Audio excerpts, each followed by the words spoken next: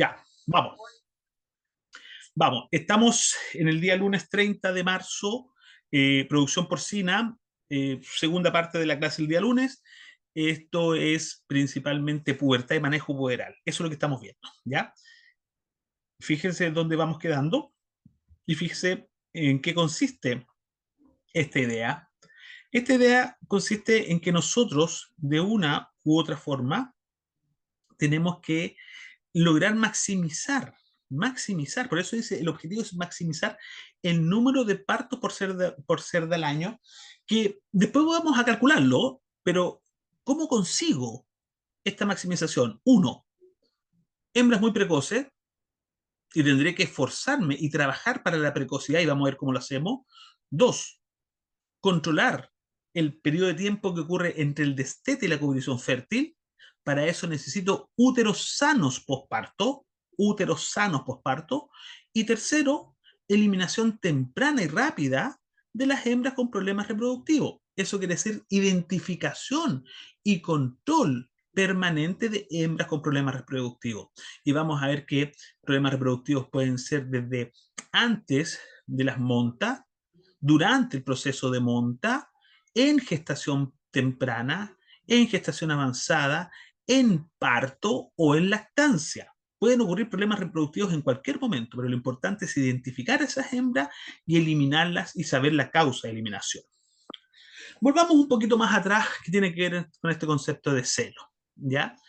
Eh, ¿Hay signología? Por supuesto que hay signología. La hembra porcina tiene signos que yo diría que son bastante evidentes, solamente hay que reconocerlos cuáles son, pero signos tales como en el proestro, antes del estro propiamente tal, disminución del apetito. O sea, si yo tengo hembras que, por ejemplo, estén en jaulas individuales, cada día se trabaja menos con jaulas individuales, pero una de las grandes ventajas que tiene la jaula individual es que tiene comedero individual. Eso quiere decir que yo puedo llevar control de detalle del consumo de alimentos. Pero ojo, si tengo de una u otra forma individuas ya que van a entrar en el proyecto, yo puedo decir que hay disminución del apetito. El cerdo o la cerda tiene un apetito más o menos generoso, por decir un apetito más bien voraz. Entonces, cuando yo veo que todos van a comer, pero hay algunas que no están comiendo, yo puedo decir, bajó el instinto de alimentación, bajó el apetito, podría ser una signología del proestro. Fíjate que otro signo es que dice que en presencia de macho, dirígese hacia él, no solo las orejas, pero dirige las orejas hacia él. Hay una semáfora auditiva con movimiento auricular que puede dirigirse hacia el macho, ¿ya? Permanece inquieta y tiende a arquear el dorso. Son características del proestro.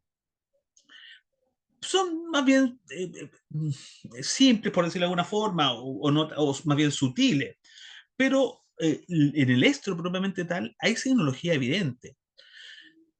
El, la signología más evidente en el caso de la cerda es el reflejo de quietud, o también llamado inmovilización, a la presión dorsolumbar. Fíjense en la imagen se ve un operador que está con la prueba del cabalgamiento y la cerda se queda quieta. Ese es el reflejo de quietud. A la presión dorsolumbar. Fíjate que atrás se ve otro operador. Hay un operador que está con un gorro, hay un objeto rojo en la fotografía y uno ve otra cabeza ahí. Ese otro individuo que está ahí es un macho celador, un macho que ayuda a la identificación de hembras en celo. Y fíjese cómo la hembra dirige la mirada, dirige las orejas hacia el macho, mientras el operador, haciendo la prueba del cabalgamiento, la hembra se queda quieta. Ese es el reflejo de quietud dorsolumbar ante la presión dorsolumbar. Las orejas están erguidas, ya están rígidas y de una u otra forma están muy activas. Eso de aguas no, es activas, ¿ya? La vulva presenta edema vulvar, porque hay secuestro de líquido en los labios vulvares, y hay eritema vulvar. Fíjese que de una foto de una vulva normal a unas vulvas o labios vulvares en celo, uno ve que ha duplicado, casi triplicado el tamaño, ¿ya? Hay coloración evidente de unos rosados a unos rojos bastante intenso, y eso es propio de la hembra en celo. Por favor, queridos colegas, no digan que hay inflamación vulvar, porque la inflamación es un signo patológico y el estar en celo no tiene nada de patología. Es quizás el máxima expresión de un animal sano el poder reproducirse. ¿Ya? O sea, por favor, no cometan este error de decir labios inflamados. No, los labios no están inflamados, a menos que haya una inflamación de labios vulvares por trauma. Pero eso es otra cosa, no es celo. ¿Ya? Eh, Uno puede encontrar una descarga mucocristalina muy pequeña, pero puede evidenciarse desde el cervix, o sea, es una mucosidad cervical que puede liberarse hasta la vagina, puede encontrarse, está dentro de lo normal, no es tan abundante como en la vaca en ningún caso. Por supuesto que aumentan los gruñidos y aumenta la vocalización de la hembra en estro. Y si hay macho, hay búsqueda activa de macho. Esas son características propias del estro.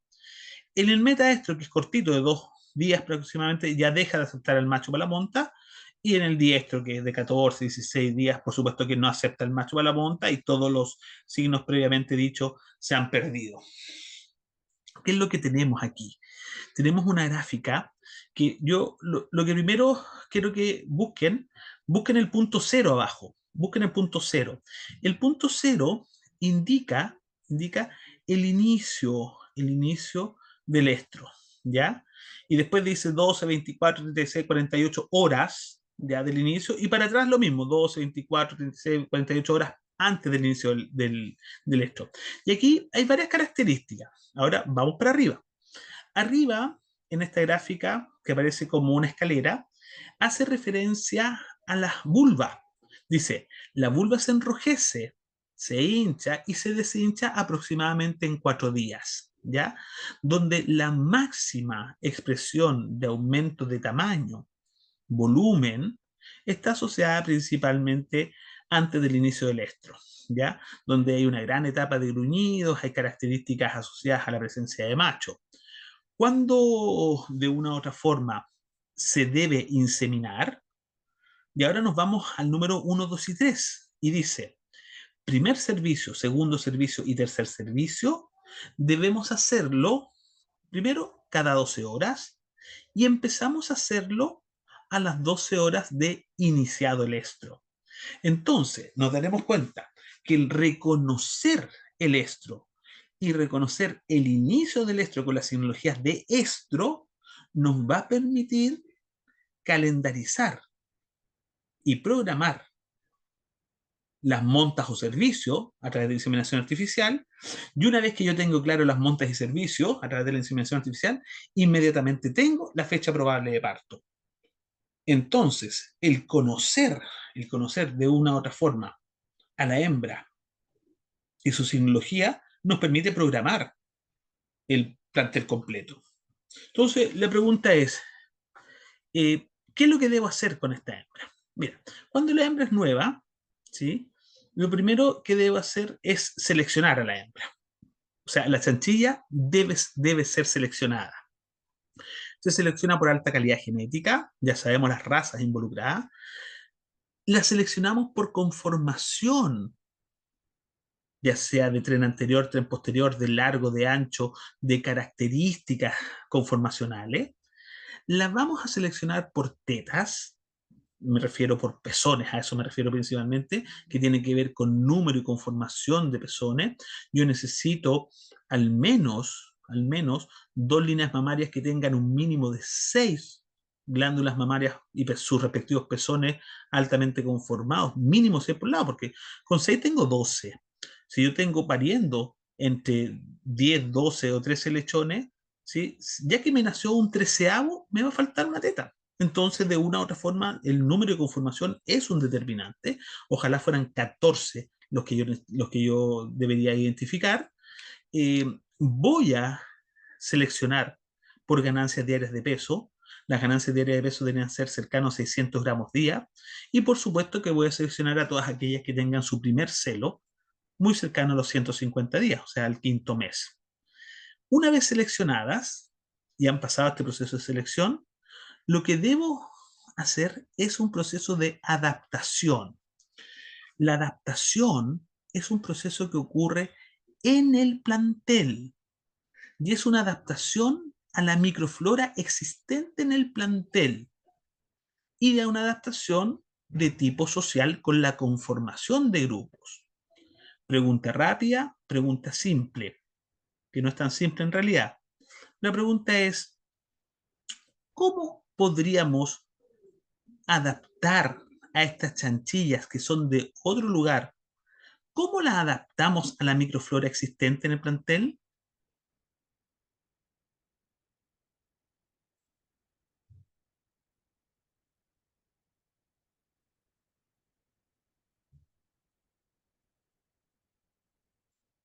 ¿Cómo podríamos adaptarlas a la microflora existente en el plantel?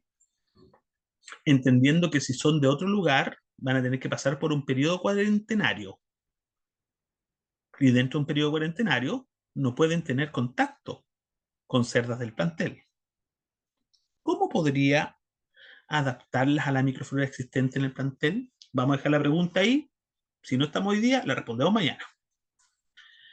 Inmediatamente después de este proceso adaptativo, yo voy a tener un momento de la primera monta. ¿Con qué peso? Cercano a los 140 kilos. ¿Con qué ciclicidad? Que tengan 3 celos, ¿sí? O sea, desde el primer celo tuvo que haber tenido un segundo y también tuvo que haber tenido un tercero. ¿Con qué edad? Entre el séptimo y el octavo mes de vida. Eh, Se ha visto que hay inductores de pubertad y los inductores más comúnmente utilizados son pequeños efectos estresantes y el efecto macho. Repito la idea. Como yo necesito que estas hembras entren en pubertad tempranamente, se ha visto que pequeños efectos estresantes con efecto macho pueden ser inductores de pubertad. Paro la presentación, paro, no, antes de parar la grabación, tengo que decirles que ya son las 20:15, así que estamos en hora. Hago la pregunta. ¿Alguna pregunta? No, profe. No, Muy buena. profe, Estamos no. entonces, seguimos mañana con inducción de pubertad, que es efecto macho y pequeños eventos estresantes. Vamos preguntándonos de qué forma yo puedo hacer una correcta adaptación a la microflora existente en el plantel.